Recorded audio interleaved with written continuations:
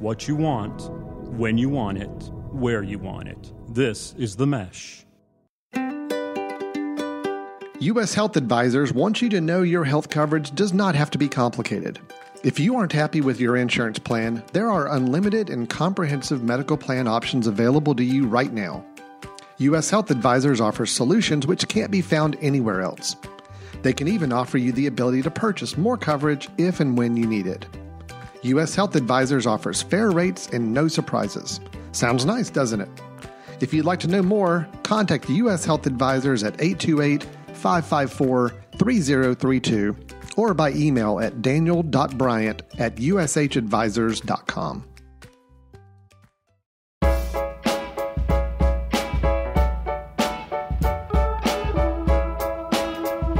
Welcome to the Street Circle Drive podcast here on the Mesh Podcast Network. I am your co-host, Andrew Moose. Street Circle Drive is your Hickory-centric podcast for people who love Hickory. I'm here with my co-host, my best friend, Michael McNally. I appreciate being promoted to co-host. You're one of my best friends, as Mary Margaret would say. I'm pretty far down the list, but at least we're all your best friends. It's one of those things where I do have a conglomerate of best friends. You're up there. You're up there. I'm probably one of your favorite tall, bald, fat Hickory best friends. I mean, you probably have all these things whittled down. In my fat, short, or tallish friends, you're right there. Awesome. Yeah. I got that going for me. Right. So we want to thank you guys for listening to the Street Circle Drive here on the Mesh. We couldn't do this podcast without you. We could, but it would be fruitless. Yeah, very, very true. So, once you guys have finished listening to this podcast, head over to themesh.tv and subscribe to all of our other shows on the network. And so that you'll have them sent directly to your devices. I also want to make a mention about the ability to advertise here on the Mesh. Would you like to talk about that, Michael? Yes, we love advertisers. Yeah, we do love advertisers. They help keep the lights on at the Mesh. For your real job? Not for your real job. This is your real job, my friend. For some reason, they have to bring you in here to co-host podcasts. Scraping the bottom of the barrel as far as that's concerned. But no, we love to have opportunities for companies, especially folks that are trying to reach targeted audience, people that are in the Hickory area, the Hickory region, people that love Hickory. It's low cost. One of the great things about podcasts, too, is that they're evergreen. They'll be out on the internets and the interwebs for forever. And people can listen to this and just get that traction on and on. So for more information on advertising, visit themesh.tv/advertise or send an email to info@themesh.tv. And we would love to promote you, your company, your goods and wares for everyone to hear and purchase. We're very persuasive. We are. You did a great job with that ad read. Thank you. I'm proud of you. Well, right I learned how to read. Right on. So today on Street Circle Drive, we have a very special guest. We have the president of the Hickory Velo Club, Mr. Mike Pilolla. How are you, Mike? I'm doing awesome. I've been watching you two here spar back and forth, and I think I'm outmatched. No, sir. Not at all. You're gonna fit right in. So, Mike, tell us a little bit about yourself and the Hickory Velo Club. Well, I'm a fairly new resident to Hickory. I moved here about 2 years ago. I was born in Charlotte, North Carolina, and I've been a gypsy most of my life. My father was in the Merchant Marines, which required we moved around a lot, and my corporate career took us all over the world. We several years ago got tired of evacuating from southeast Georgia. I think 3 years in a row we had to do that, and started looking for a place to relocate, and Hickory was the ideal location. It checked every box on our list. Cycling was an important part of that, and the cycling community here in Hickory is active. It's I think an important part of Hickory and can be an important part of its economic development, and so that's one of the reasons I've gotten involved. So that's great, Mike. Can you just explain a little bit about what the Hickory Velo Club does and your mission and all that good stuff? Yeah. Well, let me start just by saying when I got involved with the Hickory Velo Club, it was in November of 2018. My wife and I had been looking for a way to join the club, and when we finally went to the first meeting in November of last year, I walked in and said, "Hey, I'd like to get involved. I'd like to help out with the bike club. 20 minutes later, I was nominated as president of the club, which I said, holy cow, folks, you don't have a clue who I am or what I'm about. But I think it just showed the level of desperation when leadership had been there a long time. They were really ready for a change. They had been trying to carry it for some time, and I was really happy to step into the role. And the reason for that was I see the bike club as representing far more than just a bunch of people who want to wear spandex and ride down 127 and annoy all the motorists. We are advocates for safe cycling of all types, not just road bikes, but mountain bikes, family rides, people who want to go out on cruisers on the weekend, on a Sunday morning or a Sunday afternoon. They want to have a safe place for their kids to ride. And in order to make that happen, we have to be a positive advocate in the community that helps to educate the public, the community, the motorists, but also gets our business community on board and our political leaders on board. And the reason I say that, my experience in St. Mary's, Georgia, where we lived before we came up here, was they had a tremendous potential for having excellent areas for people to ride their bikes safely, and it was lacking just a few key elements. One was a will and a desire by the city to further develop the infrastructure to make that happen, and the support of the community when the bike club down there wanted to hold cycling events, because it takes a lot to coordinate those things. I saw the potential here. The bike club that was here had done some really incredible work in the past. I think you guys are probably familiar with Brett's Ride. Right, yeah. That was a huge ride, and I had heard about that when I moved up here.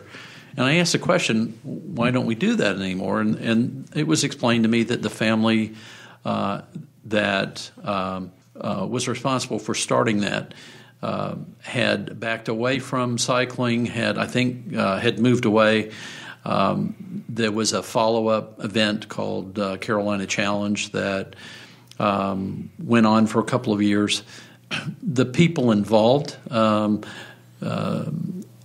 that without new blood and new support, it was difficult to keep that going, because it takes a lot to put an event like that on.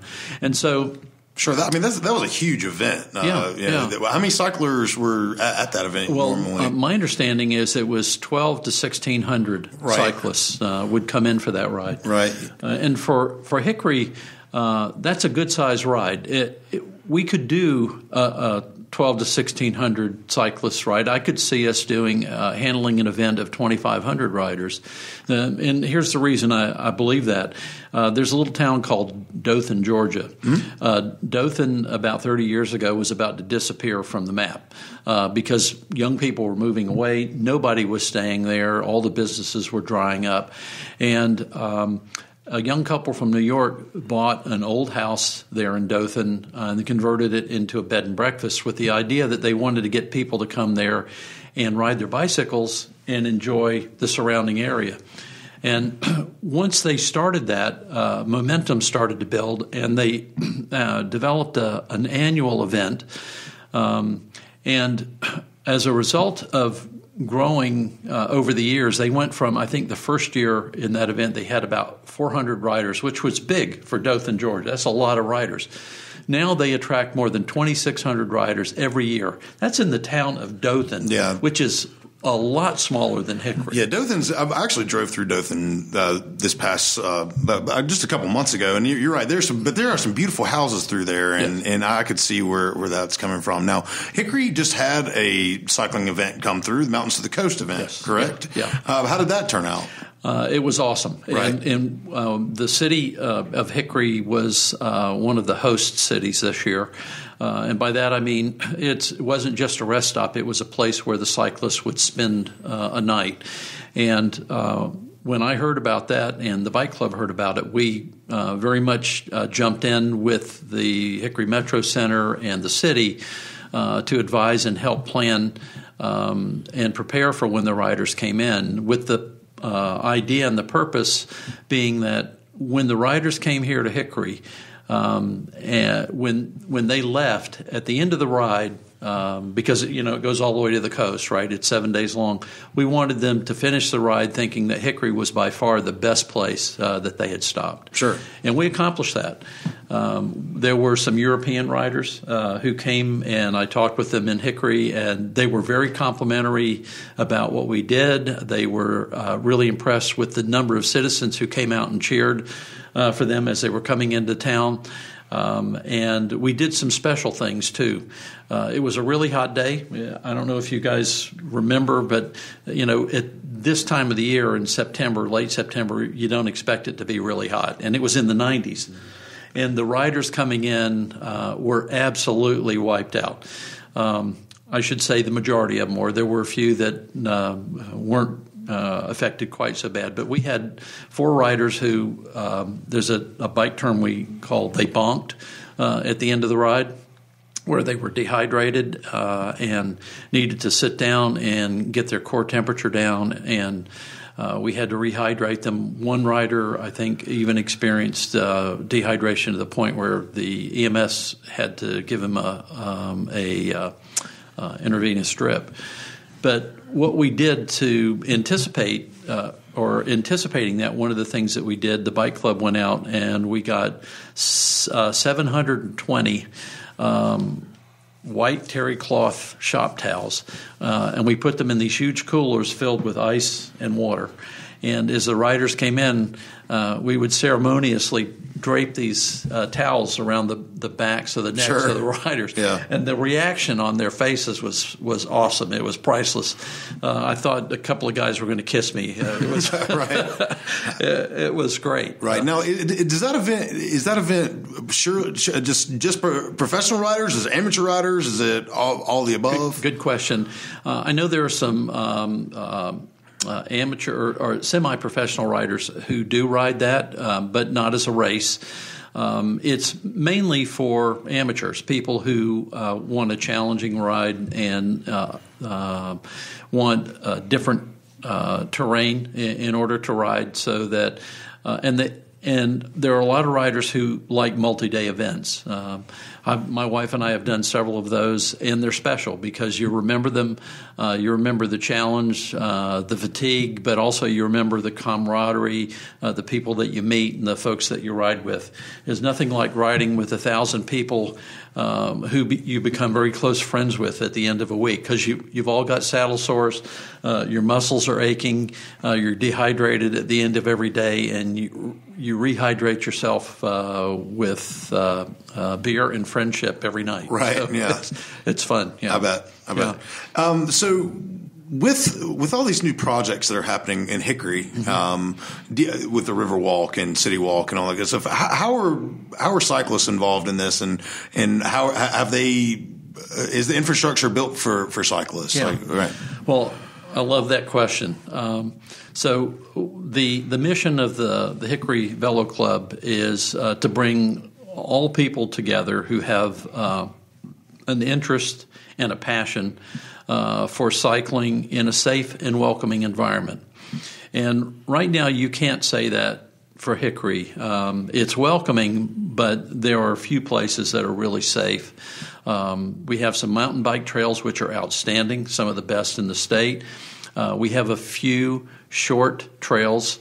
There are a couple of streets that are marked with cycling paths, but one of the things in North Carolina, and this is not just in Hickory, but typical throughout the state, is we don't build shoulders on a lot of our roads here. It saves money. But it also is dangerous for cyclists when they need to share a road. And motorists in this area are not always well educated. For the most part, they're pretty good, but a lot of motorists, they just get aggravated when they see cyclists on the road. So we're advocating for developing the infrastructure that needs to be built here. Long before I got here, the city had already planned the City Walk, the River Walk, and the Book Walk. And that money was funded through a bond that was passed years ago.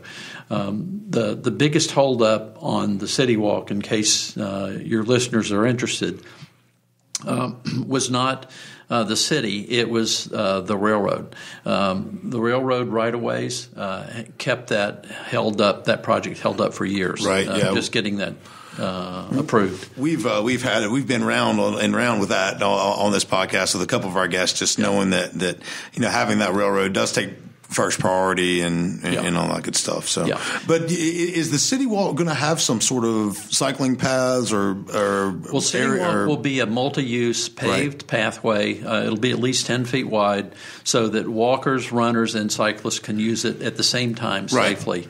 The library walk or the book walk and also the river walk will be the same thing. There is a 12.5-mile loop that the planning just got funded. It was approved unanimously by the City Council about 2 weeks ago. They awarded a contract to an engineering firm to finalize the plans for a 12.5-mile loop. It'll be a multi-use path that will go all the way around the city, and it will incorporate all 4 quadrants of Hickory. That's fantastic. The idea is to also link into the City Walk, the Library Walk, and the River Walk. And that's just the beginning.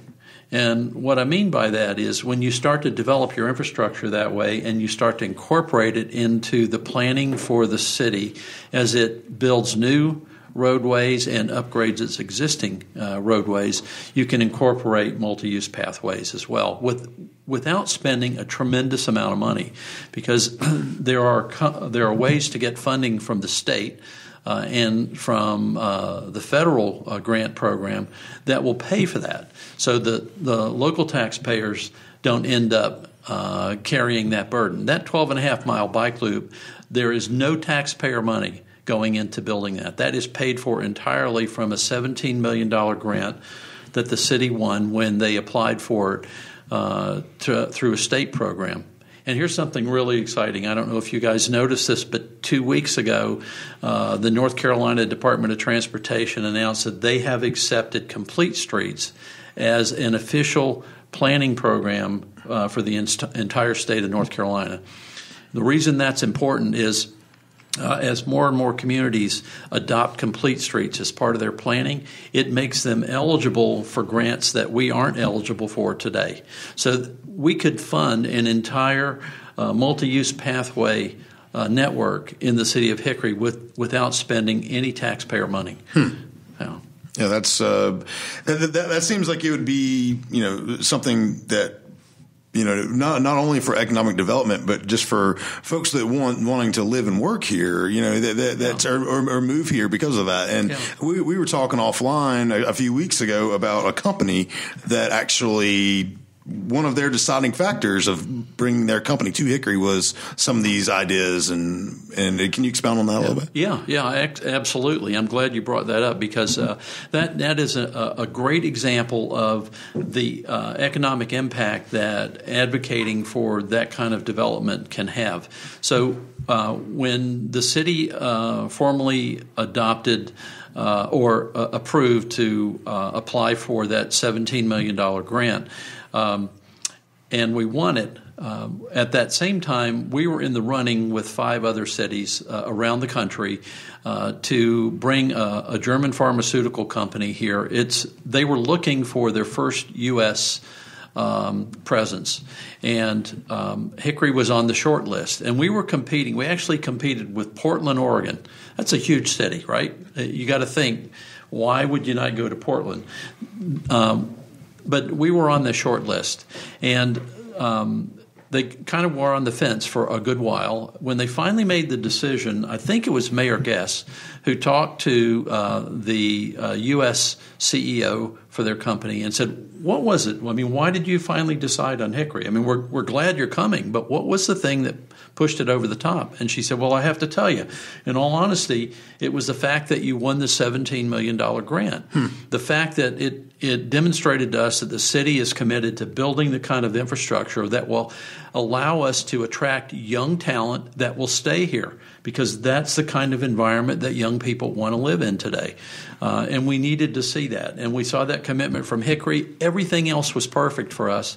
And that was the sort of like the icing on the cake. So the fact that the bike club showed up in its jerseys that night and helped the city council realize there was a large group of citizens in the city that were interested in that, the fact that they voted unanimously to apply for that grant, and the fact that we won it, it was sort of like a domino effect. And now we're going to be bringing in a company that's going to employ 600 employees. I think the median income for those jobs is going to be $60,000 plus, that's a nice median income in the city.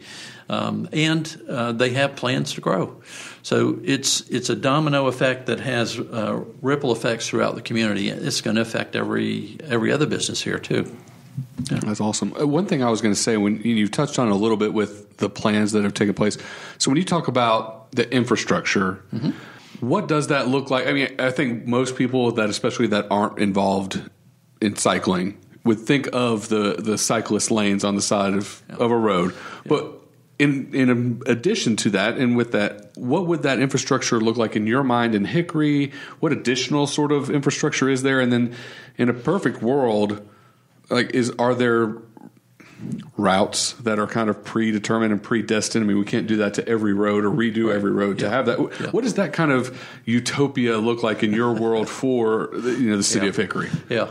So, that I could go on probably for an hour talking about that, but I won't. So, ideally, we will be able to take existing infrastructure and modify it for the majority of the 12.5-mile loop. That minimizes the disruption. It minimizes the impact on things that we already have in place. There'll be some places where we will necessarily want to separate the travel lanes of the bike path from existing roadways so that everybody feels safe on it all the way around. There'll be some places where we'll build entirely new infrastructure that will be separate from and apart from existing roadways, again, to create that safety zone.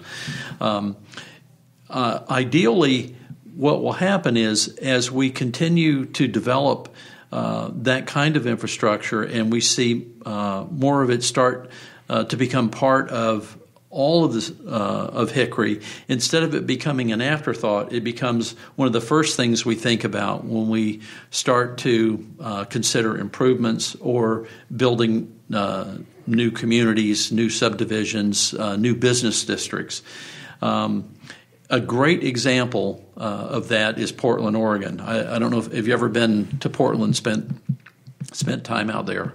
Not yet. Yeah, not yet. Well, they 40, 50 years ago started to think about cycling as a way to alleviate some of their traffic issues, but also to complement a lifestyle in Portland that really is unique. I mean, you talk about people who think green all the time. There's an entire city of people who always are considering their impact on the environment. Well, by incorporating bike lanes and things into their existing infrastructure, they started to think about, okay, well, we're building new here. What can we do that will improve even on that? And when you go through Portland now, you'll find bike lanes that are completely separated from the automobile traffic, including bridges that go over the rivers in Portland that have no automobile traffic whatsoever. They might incorporate light rail that goes over that bridge, but it's separated from the bike lanes. And the pedestrian walkways are separated from the bike lanes so that you don't have to worry about commuters who are riding their bikes into the city in the morning running over pedestrians who are out for a jog or a walk. And as you start to develop that and it becomes integral into how you do your strategic planning for the city, it starts to impact every community. My wife and I moved here thinking that we would be able to ride our bike from where we live, which is Falling Creek, all the way to the downtown area of Hickory. That was a mistake. Yeah. Because we could, but it's not safe. Sure. And so at some point, though, I can see spokes going out from the center of the city, spokes being bike lanes, pedestrian pathways, and walkways that will incorporate some of the existing sidewalks. They'll take some of the roads and do what we call a road diet, because they've got extra wide lanes and you've got a turn lane in the middle. You can take some of that square footage and turn it into bike lanes on either side and actually even separate it. I've seen cities where they take existing parking areas and they move them 4 feet from the curb. And you've got parked cars between the bike lane and the moving traffic. I mean, that's a great way to protect the cyclists and people who are commuting on bikes from the traffic that's moving. I've seen road diets, and if you talk to city planners in other communities, where the road diet has actually improved the flow of traffic. It actually made the traffic flow more evenly, and motorists were able to move through an area more quickly. It doesn't make sense. It's contrary when you think, well, they've got less roadway, but it's because of how they designed it and how they move the traffic through that area that makes it work. So if our listeners are interested in your club or getting involved in cycling, what's the best way for them to do that?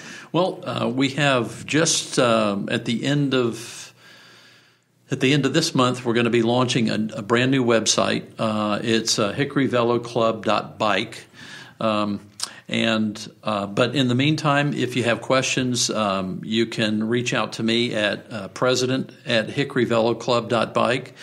Or you can check us out on Facebook. We have a great Facebook page, which is Hickory Velo Club. And you can get information about the club, about events that are coming up. Our next meeting, we have a meeting the second Monday of every month. And our next meeting, I think, is November. I think the second Monday is the 8th. Yeah, I believe so. Yeah, November the 8th. And we're going to be actually meeting at, we have a meeting place at the Crossing. There's the hub at the Crossing. Right, yeah. Yeah, it's an awesome facility. And I've gotten to know Lori and her husband, and they are great supporters of the bike club. And so we become members there and use that facility to have our club meeting. So if the second Monday of November, if you're available at 6:30, come on over, and you're welcome to come in and sit in on the meeting. That's awesome. Yeah. You guys have group rides. When are those? We have. Well, it's getting late in the season, sure. So the number of rides. But during the height of the riding season, we have rides on Tuesday, Wednesday, Thursday, and Saturday. Those are official group rides that we have every week. We do ad hoc rides sometimes on Monday. We do some travel team rides. There's several of us that go down to Rutherfordton, and there's a new trail down there that's 13 and a half miles long. It's designed the way that our 12-and-a-half-mile loop is going to be. It's nice. It's 10 to 12 feet wide. It's paved all the way. It's a reclaimed rail bed, so there are no leg-killing hills to climb. So important. Yeah, it is. Especially for beginner riders. Well, especially at my age. I just don't have the legs I used to. Right on. Yeah. But, we do those. And also, when we do an ad hoc ride, we try to put it up on Facebook. And everyone who you don't even have to have a Facebook account. You can go to our Facebook page and see what's going on and gotcha. and find our rides there. That's fantastic. Thank you so much for coming on and enlightening our listeners a little bit about the cycling environment here in Hickory. Yeah. I hope I didn't ramble too much. Oh, absolutely not. No, not at all. Great. So we're going to kind of move into our events section of the podcast, and McNally and I touched on this at the last podcast, and we kind of railed on you Hickory nuts about not voting. So guess what? You get to vote again. The general election for city council and school board races is November the 5th. That's the first Tuesday in November, and early voting is going on now. You can go and early vote at the Highland Rec. Yep. From, I believe it's 8 to 5. Yep. And for Alderman Ward 1, Carmen Eckert or Tony Wood. For Ward 2 running is Ernie Miche and Charlotte Williams. Ernie, I apologize for mispronouncing and butchering your name on the last podcast. So you got confirmation that I you're correct? Mary Margaret was kind enough to send me a message about that. Or she was just like, hey, you're an idiot, and it's Miche. Okay. So there it is. And Alderman Ward 3 is Nathan Hefner and Danny Seaver, both running for that. And if whenever you go, you get to vote for one out of each ward. So it's not just your ward. So go and make your voice heard on that. So some other events are going on. Music in the Mill is coming up on November 8th with the Suffers. They're a great funk band. Go check those guys out. Tickets are still on sale. And kind of a callback from our Halloween podcast last year. Lake Hickory Haunts is going on still. That was fun. It was fun. You're going to do the all dark. McNally cried last time. Yeah, that's exactly it. Yeah. Please cue up those old podcasts and find out for yourself. My wife may or may not have been just slap hammered for that, and she had more fun than everybody. Yeah, you're worried about keeping up with her. You going to go back this year? No, what is it they do, like a 2-day where there's no lights or something? Oh, I think you should do that that's one. Scary Town. No, I'm not good with that. Yeah, it takes a lot to scare you. Yeah, it does. Exactly. Yeah, but yeah, go check out our friends at Lake Hickory Haunts. They're really they're scaring the pants off people out there. So it's real. Yeah, it does go past out Halloween. I believe the week of Halloween they're open, and I think they're open every day. So you guys can go check those guys out. And what do you think? Alice in Chains is still there? Yeah. Alice, yeah, they all had their wonderful names. I enjoyed it. That was a fun trip. I definitely need to go back. I wonder how old my kids need to be before they go. I think they're old enough now. Probably. For sure. Like you care. I would love to see that. I would love to see those girls out there doing that. You don't care. You don't have to wake up for the nightmares. No, I won't be there for that. But exactly. I'll be there for the fun time. I want to see that. Well, speaking of events coming up, big LR game this weekend. Yeah, LR's playing Wingate this weekend. National TV? National TV, ESPN3. How about that? The Trace, not the Ocho. The Ocho? The Trace. So it's at least streaming, but, we're going to put it all out there for the entire world to see. That's right. The LR Bears. Between the bricks, man. We're going to come hard if you're two ranked teams going at it. Cannot wait to see it. I'm going to be there in spirit, unfortunately, but it's going to be great. This is the year. I'm feeling. You think so? Maybe I'm just hopeful. It is the year, man. It is. Unfortunately, like if Coach Cronick, if you're listening to this, and which I hope you are listening to this, like we want you to stick around. Like we want you to win multiple national championships, not just win this year and bounce on us. Mm-hmm. So just stick around. You bought a house here. Stick around for a while. Yeah, or just win a chip. I mean, let's cash in whatever. As an LR alum, you need to just be like, I'm cashing in whatever. I am looking ahead, and the LR Bears did look ahead last week against Limestone and got a little scare there down in Gaffney. You think they were just trying to throw Wingate off the scent?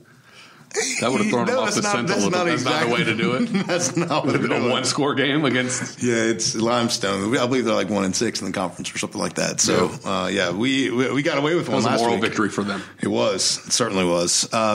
Well, this kind of brings us to our food review. You want a moral victory or LR Bears? LR Bears, moral victory, segue into food.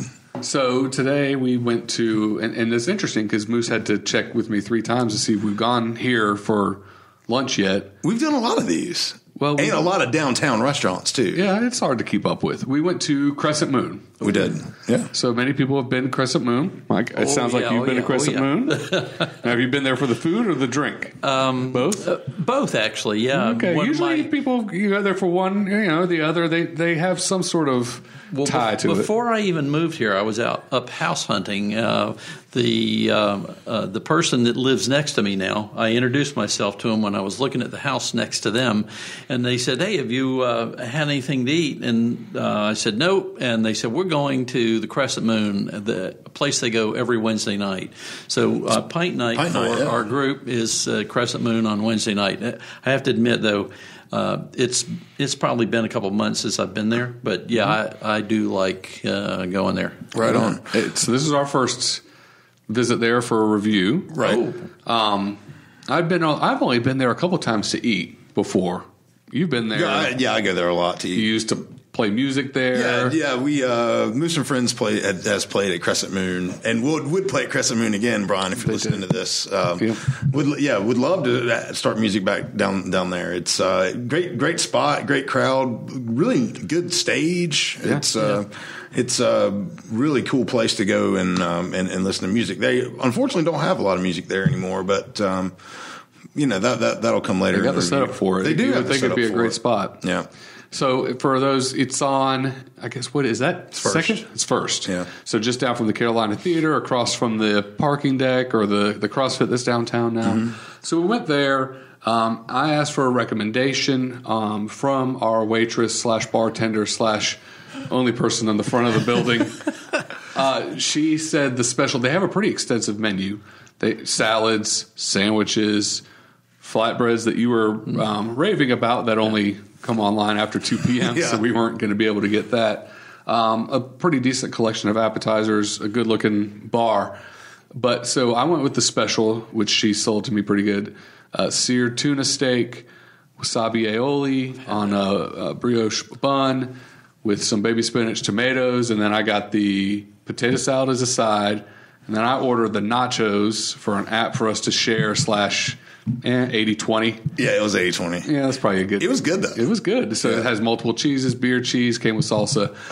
Enjoyed that. The tuna sandwich was awesome. I told Moose I'd run that back. I was not expecting it to be that good. No, I mean you don't expect to get like a really good tuna steak at a bar, and it was. I've had that. Yeah, and it was excellent. I thought it was great. Yeah, no doubt. So I definitely enjoyed that and would run that back. I think when I've gone there before. Sandwiches, a lot of times people get salads. So I mean, it's one of those that I've seen a little bit of, the gamut of what they have to order. And I think you went with the usual rerun for you. I went with my usual. I had a chicken gyro, and it's your typical gyro. A bunch of grilled chicken on it, feta cheese, tzatziki sauce on a flatbread. Had a side salad, and man, it was good. The food there is always good, and it tastes. First of all, it does take us a minute to come out because they're making everything fresh. It really does taste like out of your mom's kitchen. Like it's fantastic. I highly recommend this place. On the Moose scale, I give it a solid 6.1 out of 7. McNally, what do you think? Yeah. This one stood out to me pretty good. Again, the service was a little slow, which is why I made that comment. I mean, it was one person. Yeah. She was a one-armed paper hanger because there was a halfway decent crowd in there for lunch. Yeah, for sure. The sandwich was great. It definitely, what I've had there before was good enough, never really stuck out of my mind. So I'd say today's visit probably ticked it up. I would give it 8.5 out of 10. There you go. Sure, we're probably close to the same. That's a high score for you. It's a high score, and that. Now, if I go back and run it back and something else is there, we'll see. But right on. Also, if they had live Moose and Friends, and I had a couple pints, then we might be getting to it. And had a flatbread. Yeah, exactly. Yeah, after 2 p.m. Right on. So no, I thought it was a great. What are some of your favorite things that you've had there before, Mike? Well, first of all, I'm impressed that he said gyro instead of gyro. Good on you. A Renaissance man over here. Yeah, absolutely. But. That was unintentional. He totally had no idea he was saying that right. They had it spelled wrong. But I love the ahi tuna. Every time I've had it there, it's been awesome. And I really like the flatbreads, too. Those are good. Yeah, they are. And every once in a while, I'll get the Cuban. I've had Cuban sandwiches all over the place, and it's always sort of like a benchmark for me. And you're gonna laugh. That's my thing. I get that almost every place. It's like my little benchmark as well. Yeah, and I really like it. Yeah, they're good. Well, guys, it's another one in the books. That's just another Street Circle Drive in the books. Yep. We'd really like to thank Mike from the Hickory Velo Club for coming and sharing a little bit today with us. Bicycles all the time, man. We need to get them here in Hickory. Appreciate what you're doing out there, trying to make it a better place for everyone. It's great. Well, thank you. I appreciate the opportunity. I really think that bicycles are an answer to some of the climate issues we have. The more we can get people out to ride their bikes, even if they just replace one trip a week, we could significantly impact all the carbon emissions. And I think it's one of the greatest inventions of all time. But, of course, I am biased. I like bikes. That's sure. Well, this has been another great episode of Street Circle Drive. Thank you, everyone, for listening to the podcast. Again, if you'd like to advertise with us, go to themesh.tv/advertise or send an email to info@themeshtv. We'd also like to thank Dan Bryant with U.S. Health Advisors for being our sponsor on this podcast. And guys, thanks a bunch. We appreciate it. Yeah. And we're looking forward to another great podcast in a couple weeks. Stay tuned for that. In the meantime, go to themesh.tv and subscribe to all those favorite shows. And we're looking forward to seeing you next time. Until next time. Thank you, guys. Love where you live.